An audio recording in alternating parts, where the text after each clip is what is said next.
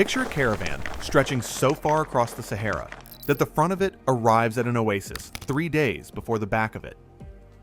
60,000 men, 12,000 personal servants, each one dressed in Persian silk, 80 camels, and every single camel is carrying 300 pounds of pure gold dust. Not coins, not jewelry. Gold dust, the raw stuff, glittering under a North African sun. This caravan is moving, and as it moves, it is quietly breaking the economy of every city it touches. In Cairo, in Medina, in Mecca, this one man hands out so much gold to the poor, to mosques, to anyone who catches his eye, that the price of gold in the region collapses. It does not recover for 12 years. Most people, when they think of the richest human beings in history, think of Rockefeller, Musk, Bezos, a Silicon Valley office, or a Manhattan skyscraper. They are looking at the surface. They are looking at a rounding error. Beneath that surface lies a man whose fortune was so vast, so incomprehensible, that modern economists literally cannot calculate it. They use the phrase indescribable wealth. That is the technical term. And here's what is extraordinary. He was African. He ruled an empire the size of Western Europe. And history, for reasons we are going to unpack, quietly pushed him into the margins of your textbooks. In the next 15 minutes, we are tracking the rise of a man whose personal fortune, adjusted for modern economics, is estimated at somewhere between $400 billion and $400 trillion. Yes, trillion, depending on which economist you ask. We are going to uncover how a single kingdom in West Africa controlled more than half of the world's gold supply. We are going to walk through a city of mud and genius that once housed more scholars than Oxford. And wait until you hear what happened the moment his gold touched Cairo. Because that single act of generosity became one of the most destructive economic events of the medieval world. By the end of this video, you will understand why this name was erased and why it is clawing its way back. Our story begins in the year 1280, in a region of West Africa that most modern maps no longer label correctly. The land is called Mali, not the modern nation, but the empire that gave it the name. And in 1280, this empire is already a serious force. It stretches across parts of what is today Senegal, Mauritania, Guinea, Burkina Faso, Niger, and Mali itself. Roughly 2,000 miles from the Atlantic coast to the edge of the Sahara. The man at the center of our story is born into the royal line of the Keita dynasty. His name is Musa Keita I. The title he will eventually carry, Mansa, translates to something between king and emperor, though neither word quite captures it. A Mansa is a sovereign, a god-adjacent ruler, the final word on law, war, and wealth. But Musa does not come to the throne through inheritance in the way European monarchs do. He comes to it through one of the strangest transfers of power in medieval history. His predecessor, Mansa Abu Bakr II, becomes obsessed with a question. What lies on the other side of the Atlantic Ocean? In 1312, Abu Bakr assembles a fleet. Some accounts claim 2,000 ships, loaded with provisions, gold, and men. He abdicates the throne. He sails west. He is never seen again. And Musa inherits an empire. Now here's the advantage, the unfair, civilization-altering advantage that Musa walks into. Mali is sitting on top of the two most valuable commodities of the medieval world, gold and salt. The goldfields of Bambuk, Bura, and Galam produce so much metal that the empire essentially controls global supply. And the salt mines of Taghaza in the Sahara produce the preservative that every society on Earth needs to survive. Musa does not just inherit a throne, he inherits a choke point. Every dynasty that ever became extraordinarily wealthy found a choke point. Musa's was written into the ground beneath his feet. and he is about to do something with it that no ruler, before or since, has ever attempted. To understand what Musa builds, you have to understand what he takes over. The empire, at the moment of his coronation, is already generating roughly half of the old world's gold supply. Half. Europe, North Africa, the Middle East, their coins, their crowns, their cathedrals. Much of that metal is flowing out of Mali. But the wealth is disorganized. The trade routes are dangerous. The cities are underdeveloped relative to the fortune passing through them. Musa changes all of this with a methodical, almost corporate precision. First, he expands. During his reign, which runs from 1312 to roughly 1337, he doubles the territorial size of the empire. He absorbs 24 cities and their surrounding districts, including the legendary trading hub of Timbuktu and the ancient city of Gao. By the end of his expansion, Mali covers an estimated 1.29 million square miles, larger than Western Europe. Second, he centralizes the gold trade. Every nugget of raw gold found in the empire, by law, belongs to the Mansa. Gold dust can circulate as currency among the people, but nuggets, the large pieces, those are royal property. This single decree turns the throne into the largest private gold reserve on the planet. Third, he builds infrastructure, roads, markets, administrative posts. He installs governors in each major city and demands detailed reports. He creates a standing army estimated at 100,000 soldiers with a cavalry of 10,000 horses, a force that makes Mali militarily untouchable across the entire Western Sahara. And then, in 1324, he makes the move that puts his name into the global consciousness. He announces that he will make the Hajj, the Islamic pilgrimage to Mecca. But Musa does not travel like a king. He travels like a walking economy. 60,000 people, 80 camels loaded with gold, thousands of servants in silk, a personal entourage that includes scholars, architects, musicians, and judges. When this caravan arrives in Cairo in July of 1324, the Egyptian Sultan sends ambassadors to greet him. Musa spends 3 months in the city. He gives gold to the poor. He buys souvenirs at wildly inflated prices without negotiating, partly out of generosity, partly because haggling is beneath him. He hands out gold bars to merchants, to imams, to court officials. The effect is catastrophic. Egypt's gold-based currency, the dinar, loses roughly 25% of its value. Inflation spikes across the Mediterranean.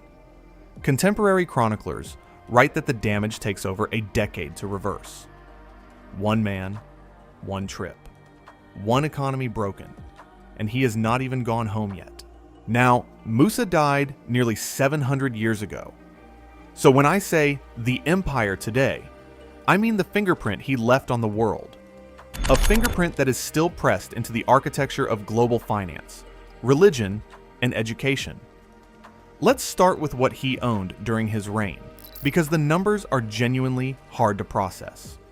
Estimates of Musa's personal wealth, adjusted for modern purchasing power, range from a conservative $400 billion to figures north of $400 trillion. The low estimate already makes him richer than Jeff Bezos, Elon Musk, Bernard Arnault, and Bill Gates combined. The high estimate makes him wealthier than the current GDP of the entire planet.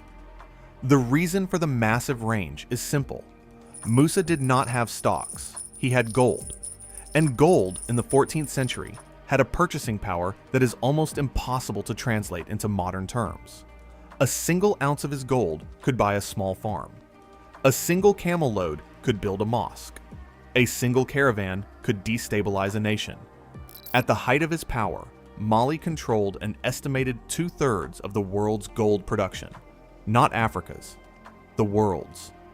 Every gold coin minted in Venice, every gilded altar in France, every Byzantine treasury, a significant percentage of that metal was mined by subjects of Mansa Musa.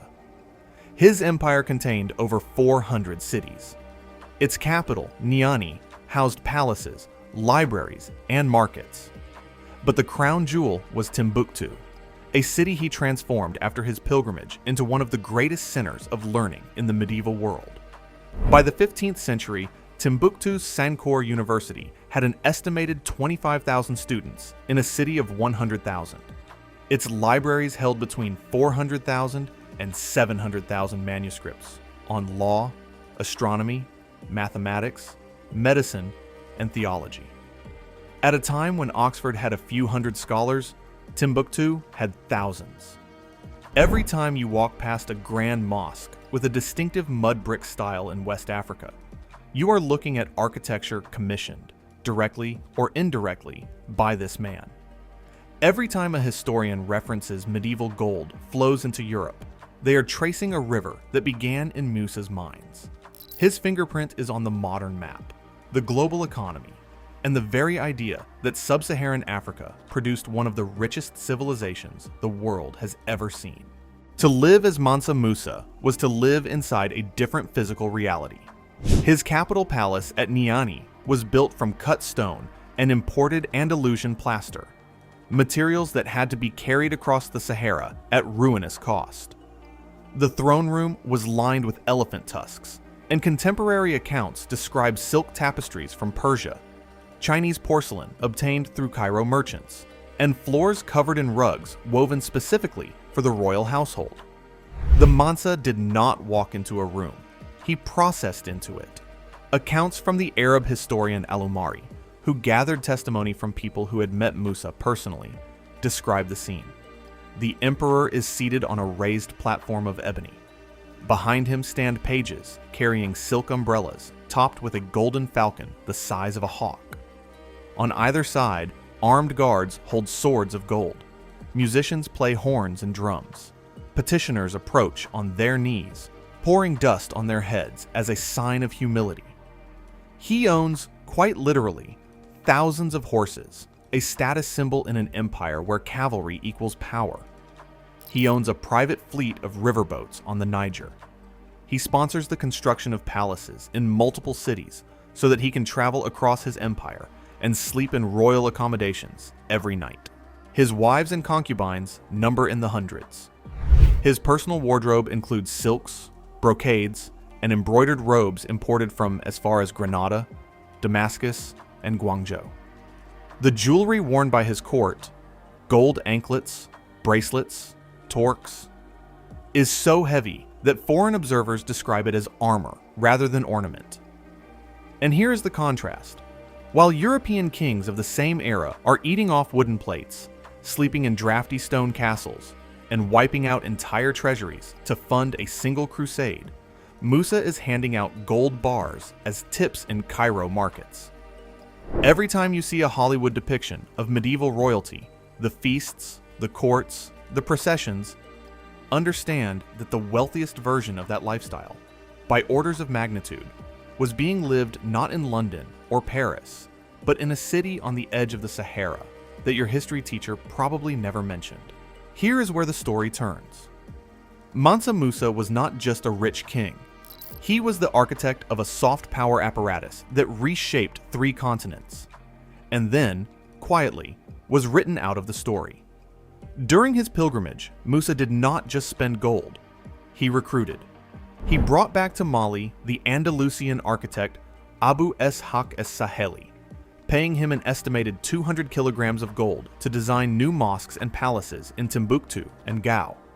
He recruited scholars, jurists, and theologians from across the Islamic world, offering them salaries and libraries that no European court could match. In doing so, he turned Mali into a magnet for intellectual capital. For roughly 200 years after his reign, the brightest minds of the Muslim world flowed toward West Africa, not away from it. He also pulled off something almost no medieval ruler achieved. He established direct diplomatic relations with the Marinid sultans of Morocco, the Mamluk sultans of Egypt, and, indirectly, with the courts of Europe. The Catalan Atlas of 1375, one of the most important maps of the medieval world, places Musa in the center of Africa, holding a golden orb. European kings knew his name. European merchants plotted routes to his cities. And now for the hidden part. The part that does not make it into the textbooks.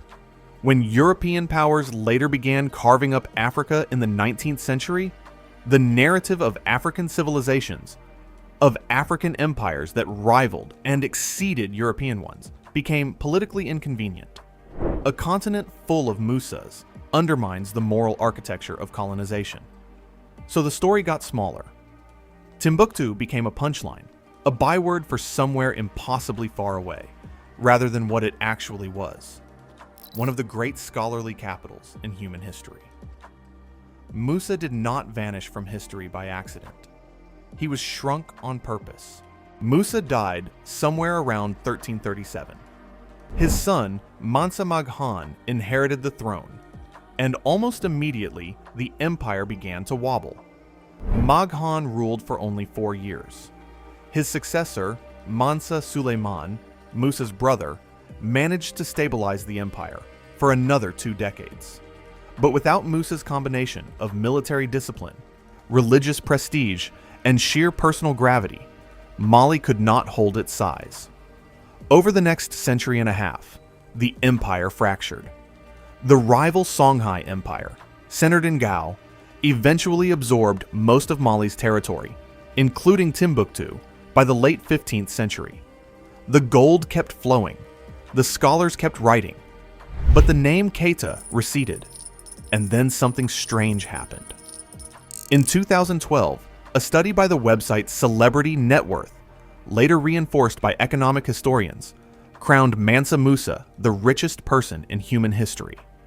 The modern internet, bizarrely, did what centuries of formal scholarship had resisted. It put him back on the pedestal. Today, his descendants, biological and cultural, are scattered across West Africa. The Keita name is still common in Mali, Guinea, and Senegal. Musicians like Salif Keita carry the bloodline into modern global culture. Scholars at universities in Bamako, Dakar, and Timbuktu are actively working to reconstruct the manuscript heritage he funded. Many of those original Timbuktu manuscripts were smuggled out and hidden in private homes during the jihadist occupation of 2012 and are now being digitized. The empire is gone, but the legacy is being excavated in real time. And here is the reflective truth. Every dynasty that ever became extraordinarily wealthy found a choke point. Oil, banking, real estate, shipping, data. The choke points change. The logic is eternal. Musa's choke point was gold and salt, the 2 substances that made medieval civilization possible. He didn't just exploit that position. He industrialized it, sanctified it, and used it to fund a civilization. Wealth, in the end, is not about possession. It is about control of the things that other people need to live. Musa understood this 700 years ago. The billionaires we obsess over today understand it now. The names change. The commodities change. The choke point does not. So here is the question. If a single African emperor could build a fortune so large that modern economists run out of vocabulary trying to describe it, and history still managed to push him to the margins, how many other stories, how many other empires, how many other architects of power have been quietly filed away because they did not fit the narrative? Drop your answer in the comments. Tell me which forgotten figure you want us to dig into next. If this reframed something for you, the like button genuinely helps this channel reach more people who are tired of the sanitized version of history. And if you think Musa's gold was the most consequential fortune ever built, wait until you see what one European family did with something far less glamorous than a goldfield, something you pass every day without noticing. That story is next